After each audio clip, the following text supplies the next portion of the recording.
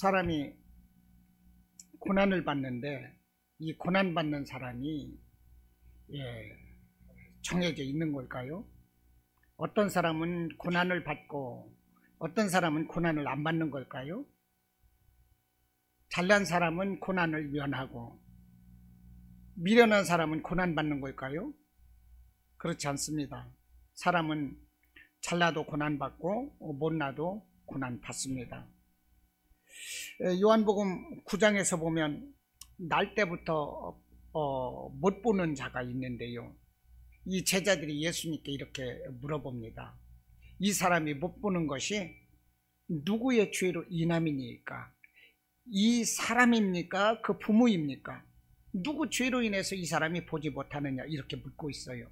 그러니까 제자들이 예수님께 묻고 있는 이 사실 자체는 뭡니까? 장애 자체를 죄로 단정하고 있다는 것입니다. 장애를 가진 자를 죄진 자로 단정해버리는 이 사회적 구조, 이 사람들의 인식 자체가 이미 약자는 이 고난 속에서 시달려야만 된다는 그런 당위성이 있는 거 아니겠습니까? 이미 사회적인 구조가 그래요. 사람들 인식 자체가 그렇게 돼 있다는 것입니다. 마태복음 10장에서도 보면 46절 이하에서 맹인 바디메오 이야기가 나옵니다. 이 맹인 바디메오가 이제 앉아있다가 이 예수시라는 말을 듣고, 이 예수님이 지나가실 때 예수시라는 말을 듣고 소리질러 이르되 다윗의 자손 예수여, 나를 불쌍히 여기소서, 그러면서 자기를 보게 해달라고 막 그랬거든요. 그런데 그 사람들의 반응이 그렇습니다. 꾸짖으면서 잠잠하라 이렇게 말했다는 거예요. 다윗의 자손이여, 나를 불쌍히 여겨주세요. 이렇게 맹인이 예수님을 막 정말 간절하게 찾고 있는데 잠잠하라, 조용하라 그러면서 윽박질렀다는 것입니다. 우리가 생각할 때 이런 사람을 불쌍하게 여기고 정말 이런 사람을 예수님께 안내하는 것이 도리 아니겠어요? 이 사람은 보질 못해요. 보기를 원하고 예수님을 힘껏 부르고 있어요. 그러면 이 사람을 예수님께 안내해야죠. 예수님께 안내해서 예수님, 여기 못 보는 사람이 있습니다. 고쳐주세요. 사람들이 이렇게 도와줘야 되는 거거든요. 그런데 사람들은 잠잠하라, 조용해라 막 윽박질렀다는 거예요. 이게 무슨 말입니까? 너 같은 것 별 볼 일 없어 이거거든요. 너 같은 게 어떻게 예수님께 나와, 저리 가, 이거예요. 응? 별 볼 일 없는 자가 말이야. 너 같은 것한테 우리 예수님이 시간 쓸 수 있겠어? 이거예요. 깔보고 무시하는 겁니다. 여러분, 못나고 약자로 태어난 것도 억울한데 세상 사람들은 이런 사람들을 무시하고 얕본다는 거예요. 그래서 못난 사람들, 연약한 사람들, 이런 사람들이 고난을 받는다는 것입니다. 그런데 정말로 세상에서 약자들만 고난 받는 걸까요? 못생긴 사람들, 이런 사람들, 신분이 미천한 사람들, 이런 사람들만이 고난 받습니까? 그거는 아닙니다. 잘난 사람도 고난을 받아요. 누구보다도 좀 내가 튀려고 그러면 어느새 그 사람을 견제하게 됩니다. 누군가 나보다 좀 잘났다 그러면 그 사람을 이겨놔야만 돼요. 이기기 위해서 정상적으로 경쟁하고 이러는 것이 아니라 아주 불법적으로 어떻게든지 그 사람을 누리기 위해서 싹을 잘라버리기 위해서 인신공격을 하고 어느새 안티의 자리에 가서 앉아 있는다는 거예요. 이것이 세상이에요. 그러니까 잘난 사람도 고난을 받는다는 것입니다. 이 성경에 이 사무엘상 17장에 보면 이 다윗이 이 소년 때 블레셋 장수 이 골리앗을 물리쳤습니다. 그러다 보니까 사람들은 이 사울 왕을 천천히요, 다윗은 만만이라 막 이렇게 칭송을 해요. 이 다윗이 블레셋의 이 골리앗을 물리친 이 공로로 인해서 이제 사울 왕의 딸 미갈과 이제 혼인을 하게 되어 있습니다. 그런데 이 사울 왕은 자기의 딸을 블레셋 장수 이 골리앗을 물리친 이 공로로 이제 자기 딸을 주고 사위 삼기로 이렇게 언약을 했는데도 불구하고 그 다윗을 견제하고 죽이려고 하고 있는 거예요. 사람들이 다윗을 만만이라고 그랬거든요. 나를 천천히라고 말을 하고 있거든요. 그 시기심 때문에 다윗을 죽이려고 그럽니다. 그래서 자기 딸을 주기로 했으면서도 불구하고 그 결혼 조건으로 너는 블레셋 사람들을 가가지고 그들의 포피 100개를 가져와라. 그들의 포피 100개를 베어오면 내 딸을 주겠다. 이런 유도 작전을 쓰는 거예요. 블레셋 사람들의 포피 100개를 베어오라는 것은요, 그들은 할례받지 못한 이방인이다 이 말입니다. 보잘것없는 민족이다. 이런 깔봄 속에서 이제 다윗을 이제 유도하고 있는 거예요. 저 할례받지 못한 저들 이 포피를 이 100개를 베러 와라. 100명을 죽여서 시신을 그것을 증거물로 가져오라 하는 것입니다. 그러면 내가 너를 사위 삼아 주겠다. 다윗의 입장으로서는 왕의 사위가 되는 것이니까 그 위세가 높아지는 거죠. 그러나 이것은 다윗을 죽이기 위한 이 사울 왕의 이 악한 유도 작전이었다는 것입니다. 악한 계략이었어요. 그런데 다윗은 그것을 알면서도 블레셋 사람들의 포피 200개를 베어와 가지고요, 사울 왕 앞에 당당히 나타나고 이제 사울 왕의 이 사위가 되는 거예요. 그런데 사위가 됐으면 어때요? 정식으로 인정을 해야지요. 그런데도 사울 왕은 이 다윗을 자신의 사위로 인정하는 것이 아니라 어떻게 하든 간에 그 다윗을 죽이기 위해서 무려 약 13년 동안을 이 다윗을 살해할 음모를 계속적으로 꾸미고, 다윗은 그 자신을 죽이려는 사울을 피해서 이렇게 계속 도망 다녀야만 됐다는 거예요. 다윗이 누구예요? 사람들이 만만이라 부를 만큼 이 사람은 인정받는 사람이었다는 것입니다. 지혜가 출중했어요. 용기도 담대함도, 이 사람의 무예도 뛰어났어요.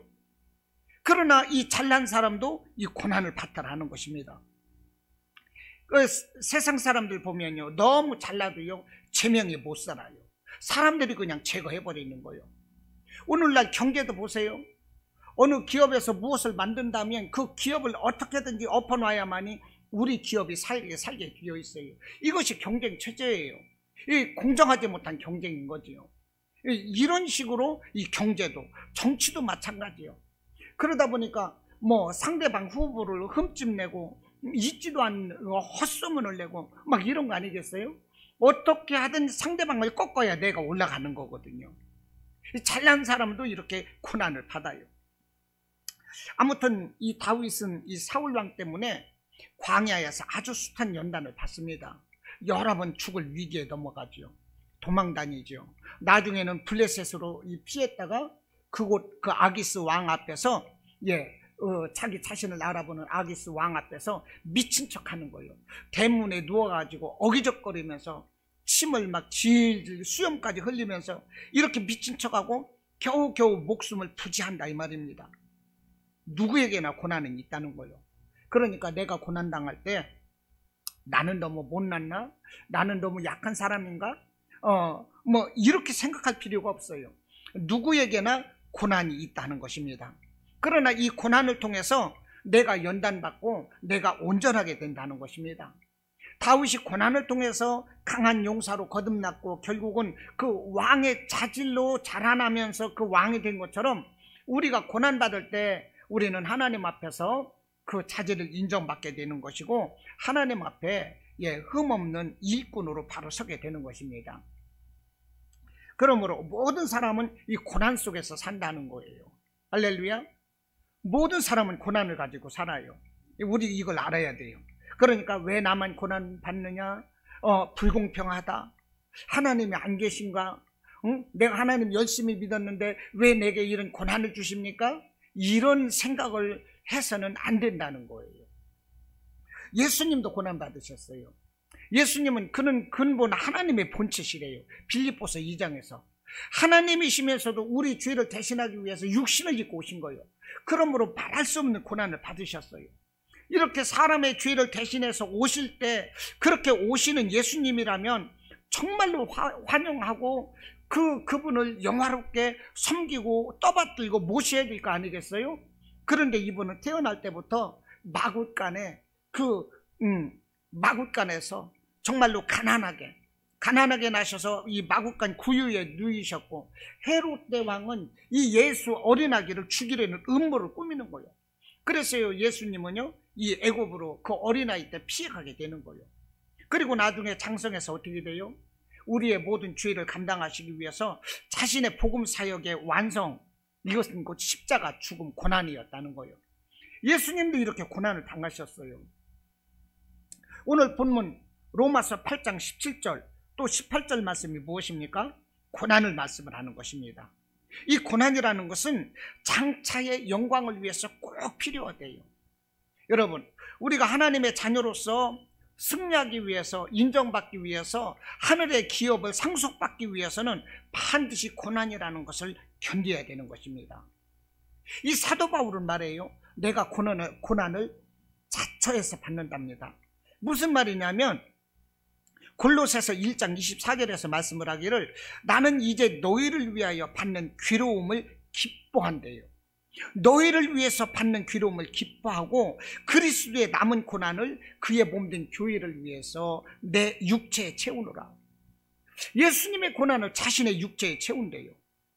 우리는 이 고난을 피해가기를 원하는데, 이 고난이 내게서 멀리 되기를 원하는데, 어떻게 하면 편한 삶을 살까, 우리는 이런 것을 생각하는데, 그것이 기도 제목인데, 예수님은, 이 사도 바울은 이 고난을 자신의 육체에 채운다고 말을 하는 것입니다.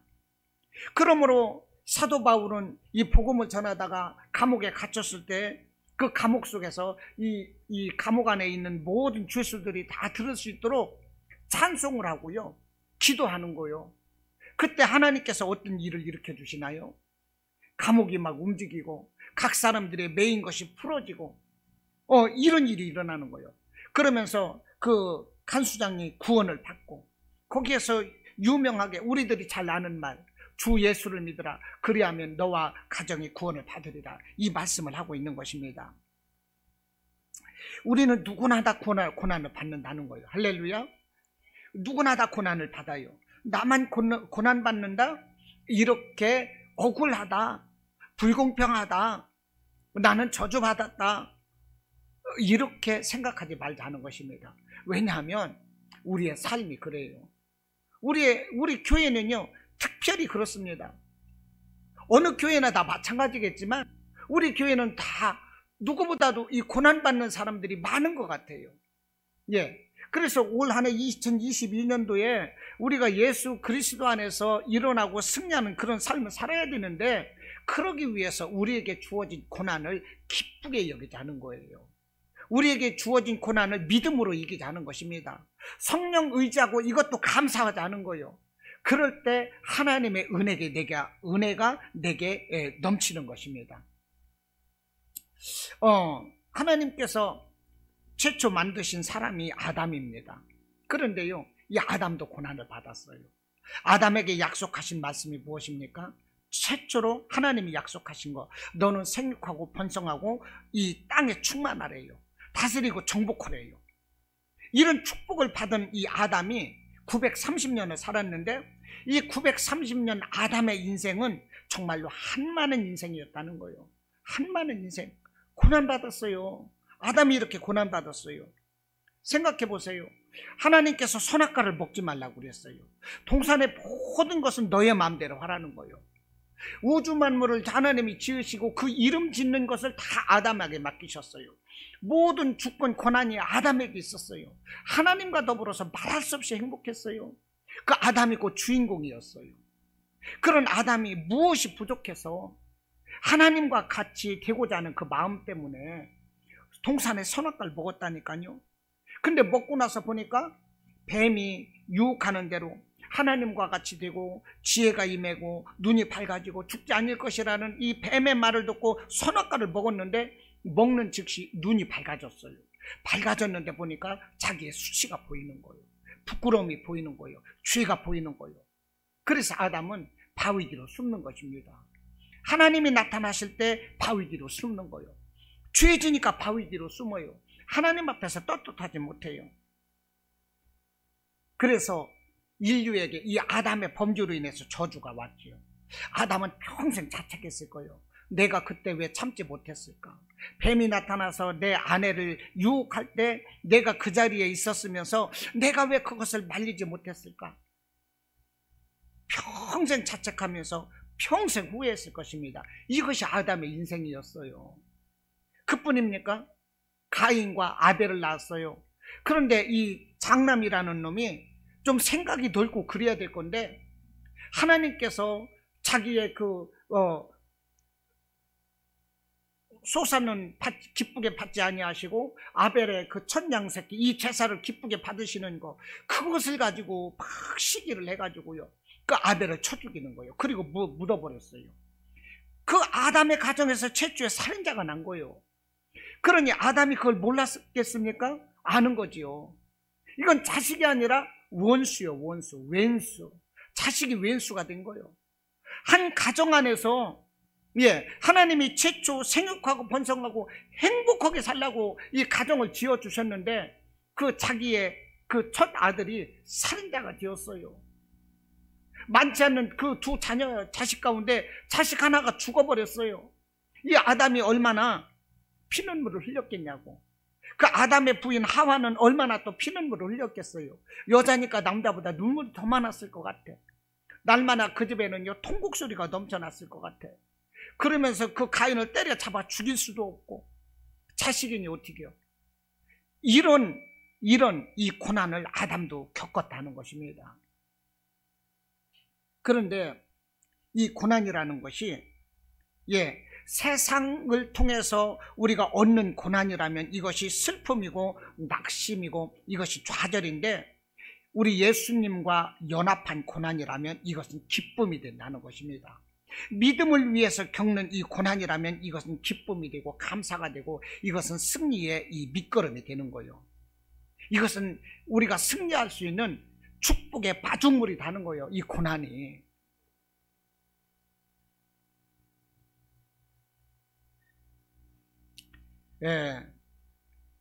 우리가 이 고난을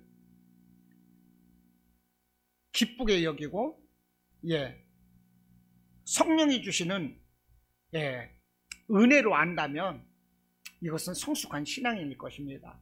하나님께서 나를 축복하시려고, 하나님의 그 산 주인공으로 주역으로 쓰시려고 내게 고난을 주시는구나, 이런 생각을 가지고 있으면 우리의 신앙은 더 힘이 될 것이고요.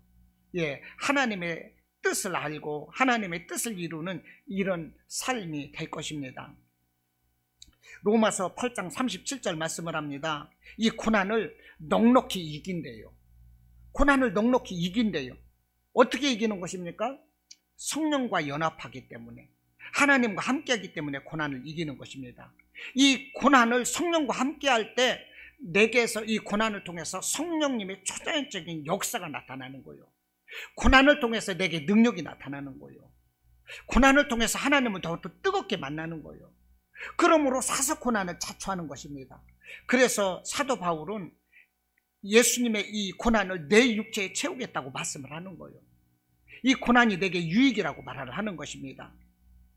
그러므로 이 모든 믿음의 선진들은 어땠습니까? 모든 호화로움이라든지 사치라든지 이런 것은 거부하는 거예요. 그리고 스스로 검소하게 살아요. 이 고난을 기쁘게 여긴다는 것입니다. 예수님도 그랬으니까요.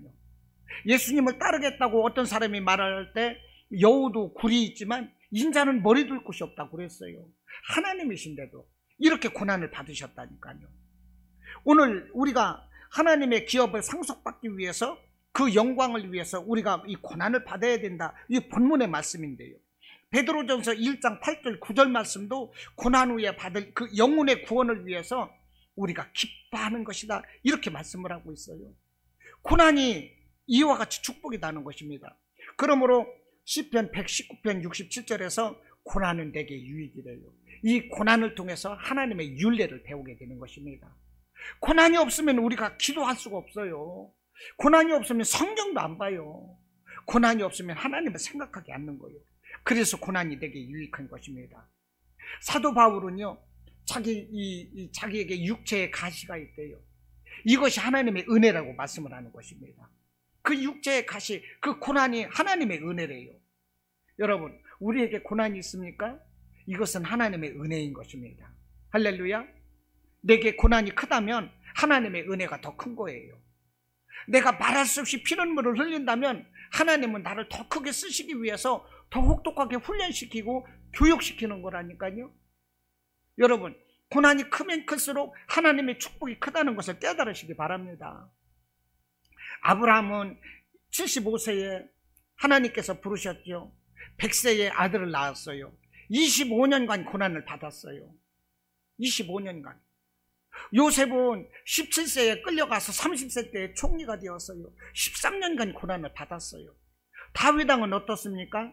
약 17세 때쯤 해가지고 이제 이 골리앗을 물리쳤을 것인데 헤브론에서 왕이 될 때가 30세였어요. 그러니까 다윗도 13년 동안 이 고난을 받은 거예요. 모세는 80세 때에 이 부름을 받았지요. 80세에 부름을 받았는데 40세 때 어떻게 돼 있어요? 쫓겨났지요. 무려 40년 고난을 받은 거예요. 여러분, 내게 고난이 크다는 것은 하나님이 나를 그만큼 크게 쓰시려고 이 고난을 주시는 거다. 축복과 고난은 비례한다, 이것입니다. 할렐루야. 여러분, 고난을 기쁘게 여기시기 바라요. 하나님, 이 고난을 내게서 피해가게 해주세요. 이런 기도보다는 내가 이 고난을 이기게 해주세요. 이 기도를 하시기 바랍니다. 내가 이 고난을 이기고 난 다음에는, 이 고난의 자리를 지나고 난 다음에는 놀라운 하나님의 축복의 자리가 나를 기다리고 있음을 여러분들 깨달으시기 바라요. 그것을 기대하면서 사시기를 바랍니다. 요한계시록에 보면은요, 소아시아에 7교회가 있어요. 7교회 중에서 하나님 우리 주님께 축복받은 교회가 서머나 교회와 빌라델비아 교회 아니겠어요? 그래서 서머나 교회와 빌라델비아 이 교회를 제가 한번 봐봤어요. 그런데 이 교회들이 우리 주님께 칭찬받았는데 다 고난을 받았더라고요. 다 고난을 받았어요. 이 서머나 교회의 이 감독이었던 이 폴리갑 감독이라는 사람은요, 이 전설에 의하면 사도 요한의 제자라고 그럽니다. 이 사도 요한의 제자가 이제 폴리갑인데 서머나 교회 이 감독을 했습니다. 담임 목사였어요. 그런데 그때 이 로마 황제를 이제 신으로 고백하고 그리스도를 저주하라, 이런 명령을 내리는데 이 폴리갑 감독이 로마 황제의 그 명령을 따르지 않았어요. 그래서 재판관이 로마 황제를 신으로 한 번만 고백해라, 예수님을 한 번만 저주해라. 근데 폴리갑이 따르질 않죠. 그러면 로마 황제에게 한 번만 신이라고 고백해라, 그러면 죽이지 않겠다. 그런데도요, 이 폴리갑은 그걸 따르지 않았다는 거예요. 폴리갑이 한 말이 그렇습니다. 내가 86년 동안 그분을 섬겼고 그분이 나에게 한 번도 잘못하신 일이 없는데 어떻게 나를 구원하신 그 나의 왕을 저주할 수가 있겠느냐. 그러면 거부했다는 거예요. 그 즉시로 그 폴리갑 감독은요, 기둥에 묶여서 그냥 화형당하고 말았어요. 그런데 화형당하면서도 이렇게 기도했다고 그래요. 전능하신 하나님, 나로 하여금 순교자의 수에 참여하는 영광 받도록 해주신 것을 감사합니다, 그랬다는 거예요. 내가 순교자의 영광을 받을 수 있도록 허락해 주셔서 감사합니다. 나는 당신을 찬양하며 당신에게 영광을 돌리나이다. 그러면서 화롱화롱 타는 불길 속에서 그 사람이 웃으면서 죽었다는 거예요. 여러분, 아무나 흉내낼 수 없는 게 순교거든요. 순교는 이 천국에서 가장 큰 상급이라고 그럽니다. 그 다음 큰 상급이 전도자라고 그래요. 여러분, 이 상급, 이 순교, 이게 뭡니까? 이 고난을 감내하는 거거든요. 순교하기까지 이런 고난을 감내할 수 있는 이런 것이 우리에게 필요한 거예요. 고난을 감내하지 못하면 우리는 아무것도 할 수가 없어요. 언감생심, 순교라는 것은 생각할 수도 없는 거고, 이 복음 안에서 살 수도 없어요. 그냥 세상 따라가야 되는 것입니다. 오늘 본문의 말씀이 그래요. 로마서 8장 17절 말씀. 하나님의 자녀는 고난도 함께 받아야 된다, 이거거든요. 예, 보십시오. 사람들은 복을 달라고 기도합니다. 우리 신앙의 목표도 복이에요. 그러나 하나님의 자녀면 예수님과 함께 상급받기 위해서 고난도 함께 받아야 그 영광도 받는다, 이것입니다. 우리가 복을 달라고 기도하고 신앙의 목표가 복이 되면 어떻게 되겠어요? 가룟 유다처럼 되는 거예요. 가룟 유다가 예수님을 왜 따랐어요? 예수님이 그 로마에서 이제 그 유대 이스라엘이 이제 해방이 되고 나서 왕이 되면 자기가 예수님 다음 가는 그런 높은 자리 하나 얻을 것으로 생각했다는 거예요. 세상의 그 이익을 목표로 했어요. 그 가룟 유다의 목표는 현실적인 복이었습니다. 그것이 이제 그 잘못됐다는 것을 생각할 때 예수님을 팔아버린 거예요. 그러니까 우리가 자신의 그 현실적인 복만을 위해서 예수님께 믿는다면 그 믿음은 잘못된 믿음이라는 것입니다. 예, 우리는요 이걸 알아야 돼요. 17절에서 뭐라고 합니까? 자녀이면 또한 상속자 곧 하나님의 상속자요 그랬어요. 우리는요 하늘나라를 상속받을 수 있는 이런 권리가 있는 것입니다. 하늘의 기업, 하늘에서 주시는 영원한 생명을 우리가 상속받을 수가 있어요. 그 권리를 상속받을 수가 있어요. 그런데 우리가 상속을 받는데 쉽게 설명을 한다면 자녀는 부모의 이 재산을 상속받을 권리가 있고요.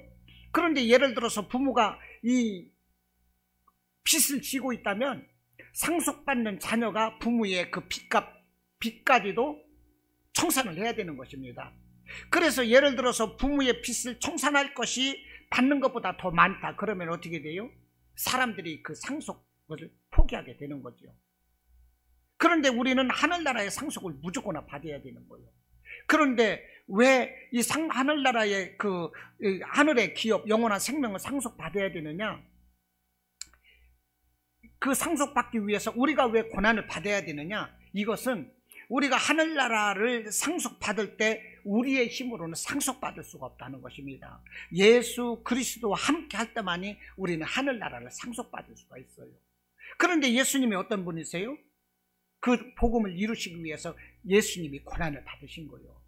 그러므로 우리도 예수님과 함께 하늘나라를 상속받기 위해서는 예수님이 받은 고난도 우리도 함께 동참해야 된다는 것입니다. 그럴 때 예수님이 받은 이 고난을 통해서 우리도 그 영광 있는 자리에 나갈 수가 있다는 거예요. 예수님의 고난을 우리가 외면해버리고서는 예수님의 그 우리에게 주시는 그 약속을 우리는 받을 수가 없는 것이고 하늘의 기업도 상속받을 수가 없다는 거예요. 그러므로 우리가 이 고난을 기꺼이 받아야 한다는 것입니다. 예수님이 제자들에게도 말씀을 하셨어요.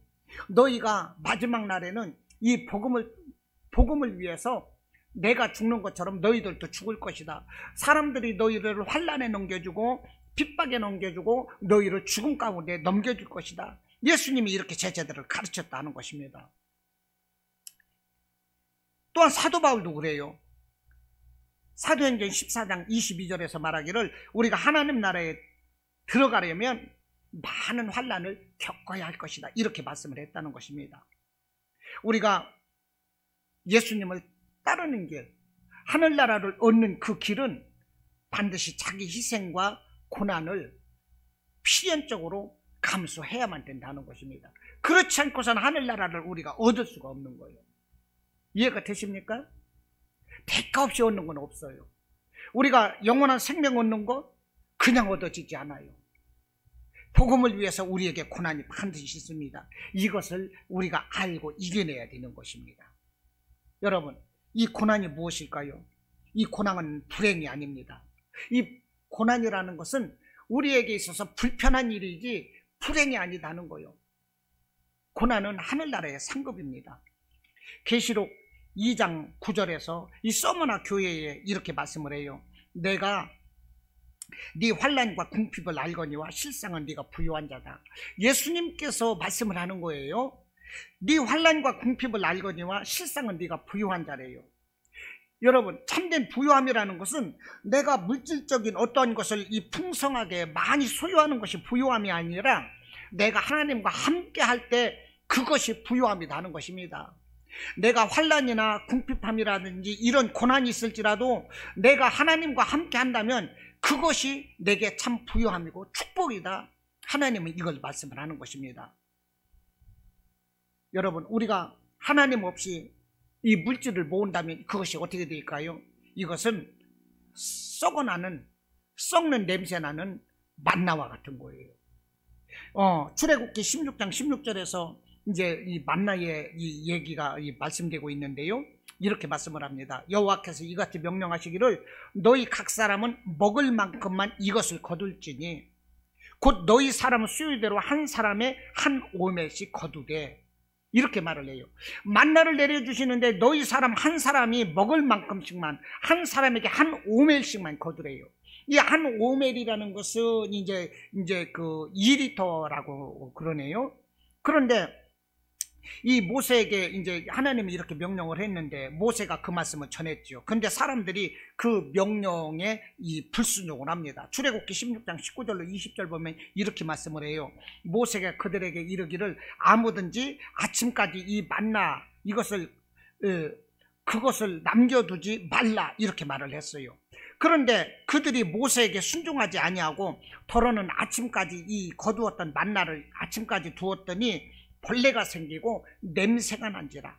그래서 모세가 그들에게 노하였답니다. 그게 무슨 말씀이에요? 이스라엘 사람들이 이 불순종과 과욕이 생겼어요.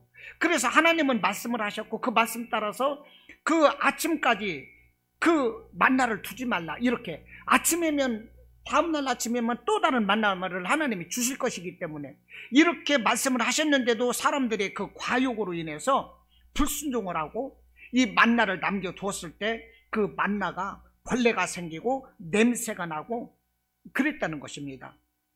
그러니까 우리가 하나님 없이 우리가 하나님 말씀에 불순종하는 그런 인생으로 우리가 어떤 세상의 이 부유함, 풍성함 이런 것을 얻고자 한다면 그것이 곧 그 인생을 파멸로 몰아넣게 될 것이다 하는 것입니다. 우리에게 진정한 이 부유함과 풍성함이 무엇입니까? 세상적인 부유함이 아니라 하나님이 우리와 함께 하시는 이것이 곧 부유함이다 하는 것입니다. 계시록 3장 8절에서도 그래요. 볼지어다 내가 네 앞에 열린 문을 두었으니 능히 닫을 사람이 없으리라. 열린 문을 두었대요. 하나님이 하늘문을 열고 축복해 주신다는 거예요. 무엇 때문에 이렇게 하늘문을 열어두는 것이냐? 이것은요, 네가 작은 능력을 가지고서도 내 말을 지키며 내 이름을 배반하지 아니하였도다, 이렇게 말씀을 해요. 사람들이 능력은 이 작은 능력을 가졌지만 그러나 하나님 말씀 지키기 위해서 인내하고 참고 그러면서 결코 하나님의 말씀을 배반하지 아니하였다는 것입니다. 그것을 하나님이 뭐라고 하십니까? 칭찬하시면서 네 앞에 열린 문을 두었대요. 하늘에 열린 축복은요, 우리가 이 세상에서 큰 능력을 갖고 뭐 큰 은사를 받고 이런 것이 아닙니다. 우리가 큰 은사가 없을지라도 이 세상에서 큰 능력 없는 사람일지라도 우리가 하나님 말씀에 그때그때 순종하면서 따라가면 이것이 하늘에 열린 축복이 되는 것을 여러분들 믿으시기 바라요. 아멘이시죠? 여러분, 고난을 통해서 내가 만들어지는 것입니다. 고난을 겪지 않고서는 내가 만들어지지 않아요. 대장장이의 그 손에 쥐어진 망치를 두들겨 맞으면서 연장이 만들어지는 거예요. 이렇게 고난을 통해서 성도다운 성도의 모습으로 우리가 거듭나는 것입니다. 그런데 여러분, 우리가 고난이 이렇게 축복인데 우리가 무엇으로 고난을 이겨야 됩니까? 저는 이것을 고난을 이길 힘은 정체성이다, 이렇게 생각을 해봤어요. 정체성이 무엇입니까? 나는 하나님의 자녀다. 이것이 정체성인 거예요. 내가 하나님의 자녀라는 이 정체성만 있으면 어떤 고난도 이기는 거예요. 할렐루야. 나는 하나님의 자녀야. 나는 세상 사람들과 달라. 나는 너희들과 달라. 이런 정체성만 있으면 어떤 고난도 이길 수가 있는 것입니다. 그러므로 폴리캅이 로마 황제를 신이라고 말하지 않는 거예요. 하나님을 저주하지 않는 거예요. 왜냐? 나는 다르거든. 나는 하나님의 사람이거든. 당장 죽어도 나는 감사하거든. 이런 하나님의 사람이라는 정체성이 우리에게 있어야 되는 거예요.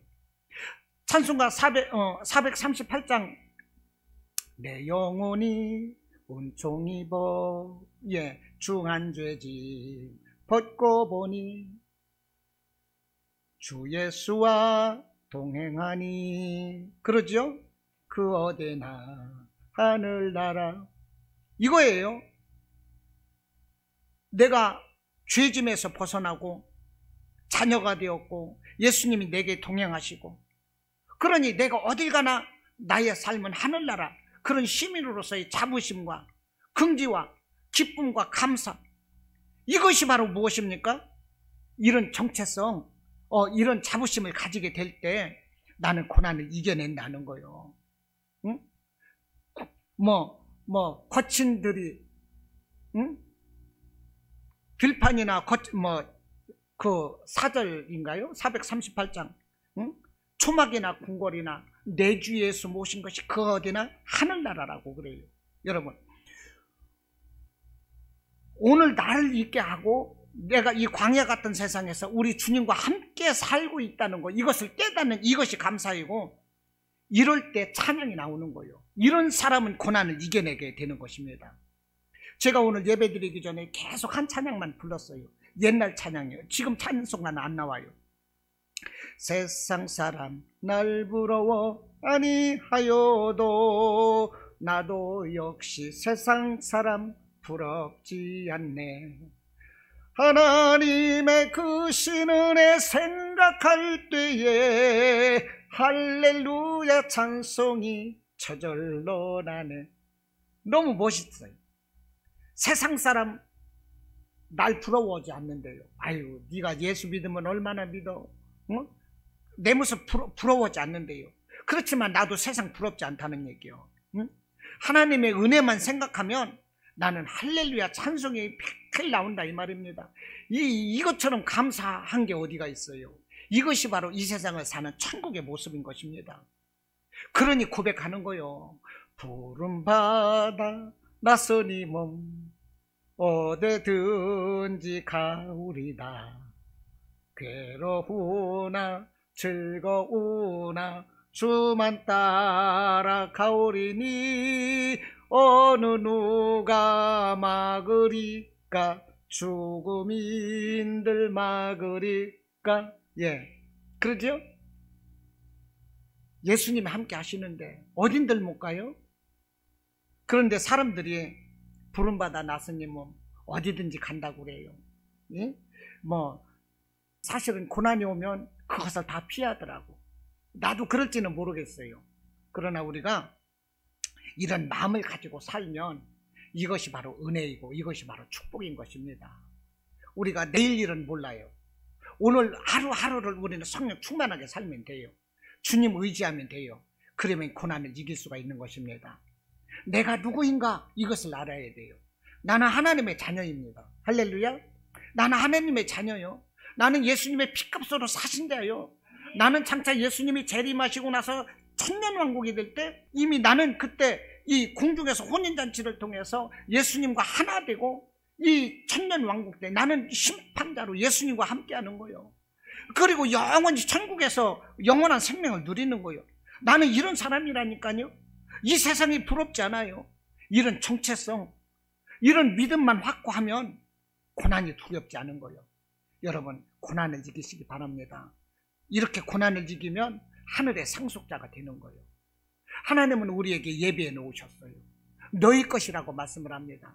그러나 우리가 그것을 바라보면서도 고난이 두려워서 회피한다면 예수님을 회피하는 거예요. 하나님의 말씀을 회피하는 거예요. 축복을 회피하는 것입니다. 이것은 어리석은 거지요.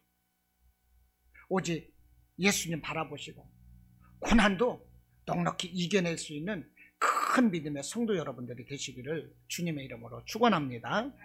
아멘.